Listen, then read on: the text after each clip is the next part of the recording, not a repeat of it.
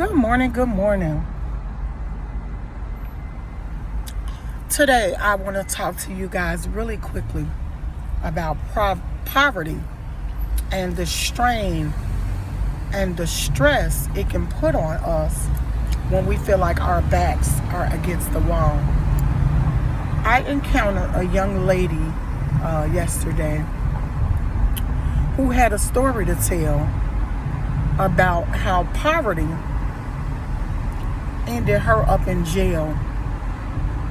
And I'm not making excuses for people. I'm really not, because a crime is a crime. Either way you cut it, either way you do it, a crime is definitely a crime. But I am here to tell you, I understand, and it's in psychology as well, how some of even good people commit crimes when under financial pressure, financial stress, consistent struggle, poverty. Even non-criminal people will attempt to commit a crime. Because I'm going to be honest with y'all. And the reason I'm going to be honest, because y'all know I don't care. The only way to get to the root of the problem is to be honest. And the only way for people to feel comfortable with telling you their story is for you to be honest about yours.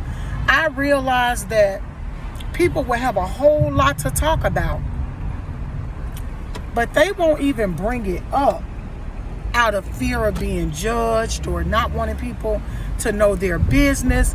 But as soon as you say something, oh, the river flows, because now they're comfortable, because they understand somebody else has been through this other than me, or somebody else is going through this other than me. Now, y'all know I work, I hustle, I'm an author, I have a book. But I was in Walmart self-checkout attempting to steal, attempting to drop products in my bag that I had not paid for. And the reason for that is because I'm tired of feeling like I'm robbing Peter to pay Paul. Some of y'all might be a little young, you can't really catch on to that. But it's like, what do you do? Especially when you're in this fake middle class level of income where you get absolutely no help. Everything is overly expensive. But now, because you make $2 more, literally sometimes $2 more, it puts you in this certain income bracket that considers you to be allegedly middle class. Yeah, okay, middle class. But anyway, definitely grateful for every blessing, every source of income, whether it's a stream of flowing income or whether it's $1 here or there. I am grateful. So anyway, back to her story. She was a married woman who had a 2-income household. Her husband left her probably for a little whippersnapper who gonna spend up all his money and leave him. I don't know. Maybe he found love, either way. And it was just her and her daughter. She was making $15 an hour, which is what is considered to be minimum wage.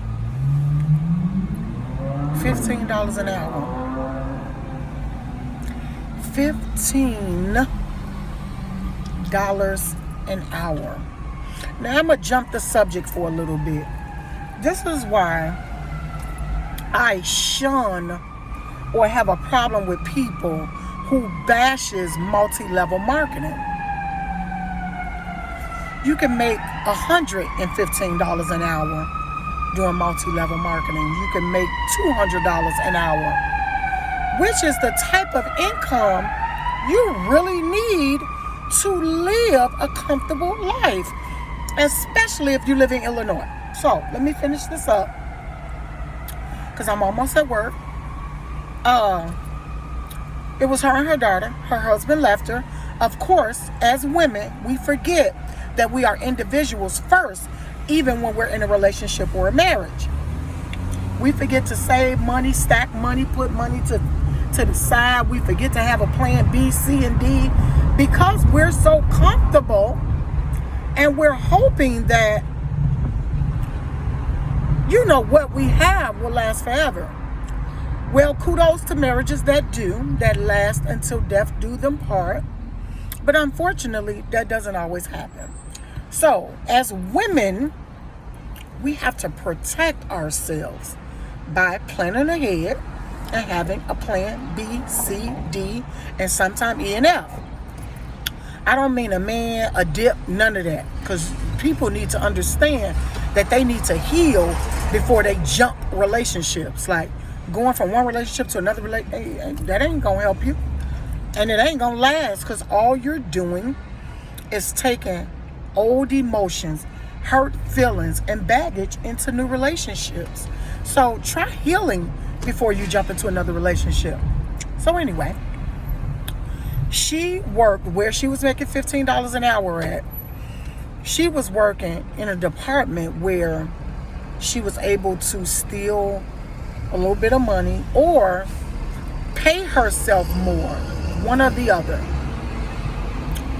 And eventually, after some time, maybe about 8 months, she got caught. She went under investigation. She got caught. Now, not only was this allegedly her first crime, she got 10 years. Do y'all hear me? 10 years. And this was her first crime. She ain't killed nobody.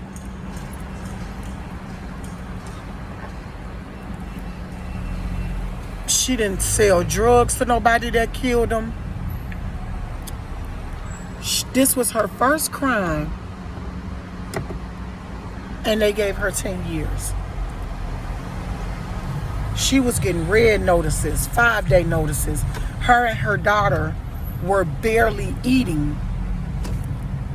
But these are the type of societies we live in, where they hurt you more than they help you, where they throw you in jail versus giving you more resources.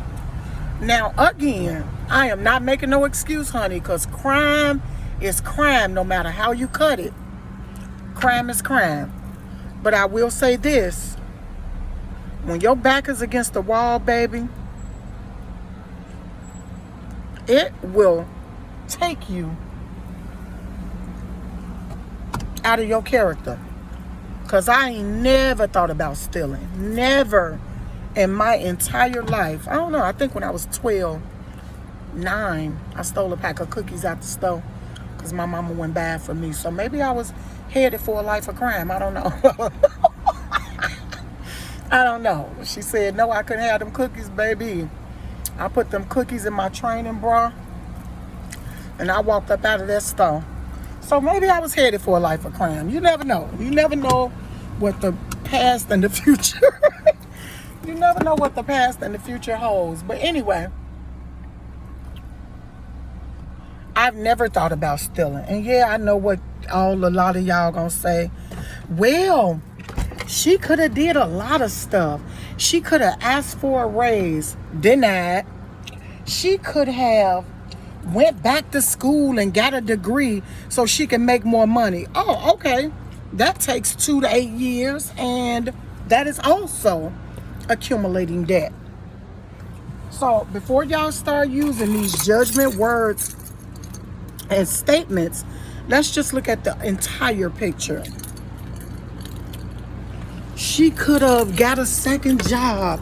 She could have did a training that would have helped her excel. I done almost locked my car key in here.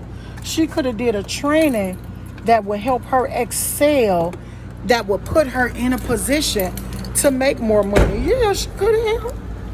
She could have. She could have done all those things. all of those things. But guess what? They all take time.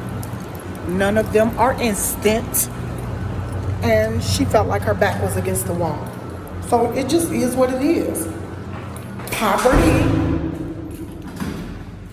is the number one cause of crime. Everybody don't have a mindset to go to college and be there for 2, 4, 6, 8 years. Everybody doesn't. I had to push through college, and it's not because I'm not smart enough. I just didn't like it, and I didn't understand the whole process of going to school for 2, 4, 6, 8 years to be $130,000 in debt and not even get a job that makes $100,000 a year. I just never liked that concept. Now, for other people, it may work for them, and that's fine. Kudos to y'all. I love people who got degrees, and oh my God, it's amazing. It's amazing. I have friends who have all levels of degrees, and I am so proud of them. I have one, and I'm so proud of me. But again, third floor. This is what I talk about. When I talk about psychology, the psychology behind poverty, and the hardship. It's not easy.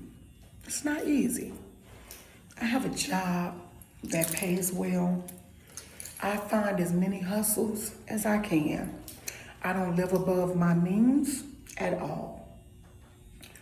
And I am still not living a comfortable life when it comes to having things. And I don't care about material stuff. My purses come from New York. Most of them is fake. I'm not big on name brands, but I definitely dress nice.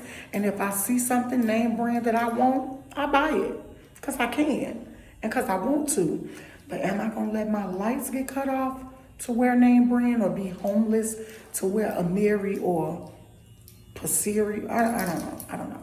Anyway, y'all have a good day. This is Real Conversations with Felicia Michelle, and this is the poverty. This is the psychology of poverty. Have a good day. Happy Wednesday.